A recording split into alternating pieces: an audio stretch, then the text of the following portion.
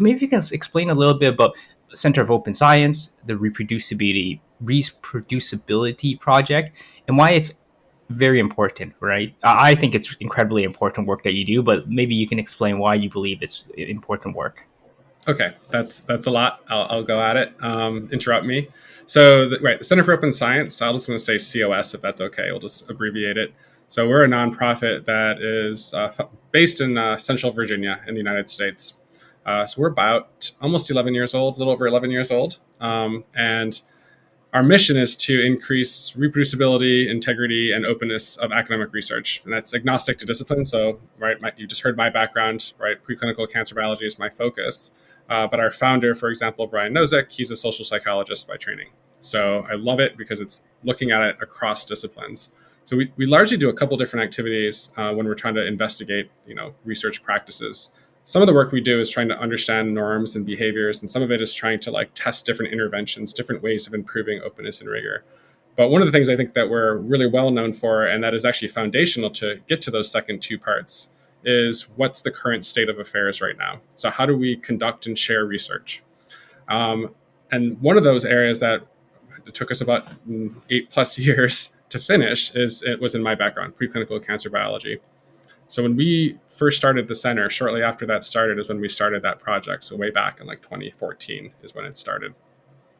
And the reason we started it is, and the reason I think this is an important topic, is right now, I think largely you can take or think of the published literature at face value. It's been published, I must trust it.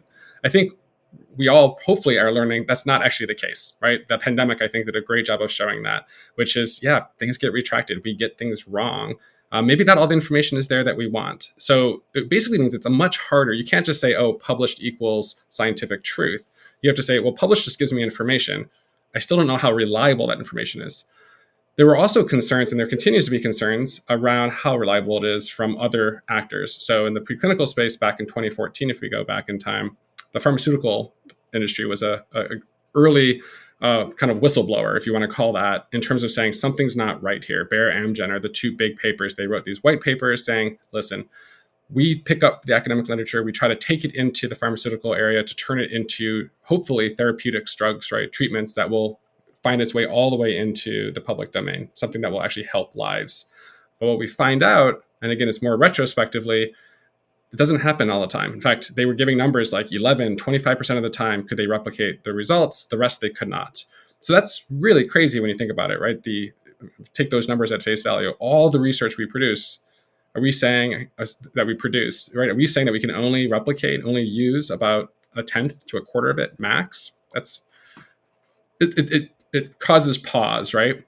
The reason we did our project is that's all they said. They just said, hey, we can't replicate these results. We only see these low percentages. And again, that caused a huge alarm for good reason. We came in and said, okay, well, that's an interesting question. I wonder if that's true. Let's do it. Let's do it in the open, though. Let's make sure that all of our research is in our replication done transparently. We'll basically model what we as an organization are practicing and trying to encourage, which is openness, rigor, reproducibility of our own work. The reason we want to do it in the open is it's easy to give you a number. It's much more important, I think, to tell you why that number occurred. So when we started this project, that was actually the intent from the beginning. We're going to open everything up. We're going to have the entire process, the selection of papers that we did, every step along the way, we're going to make that as open and transparent as possible. So that way, instead of just having a number at the end, we're actually going to say, hey, look at the evidence itself. I think that's just as important. I'll jump real fast. 8 years later, right? Plus, I'll give you the top line. I used to always hate giving this, but I'm comfortable doing it now, which is it's almost like a coin flip in terms of how many you can replicate. But there's really there's two stories to tell here. One was it took a long time to try to replicate research. So we can get into that more if you want in terms of just the challenges we had. But of the ones that we could replicate, which is, not nearly as many as we attempted, is 54% on using various different metrics of replication success. So to me, it's okay, well, that's interesting. That's basically the state of affairs. The state of affairs is it's really hard to get information from published papers and asking authors. And when we do get that information, maybe half the time can we replicate it. So I think to me, this is wow, there's so much more potential that we can do here to improve the research enterprise and get a lot more out of the investment that we are rightly so putting into this space.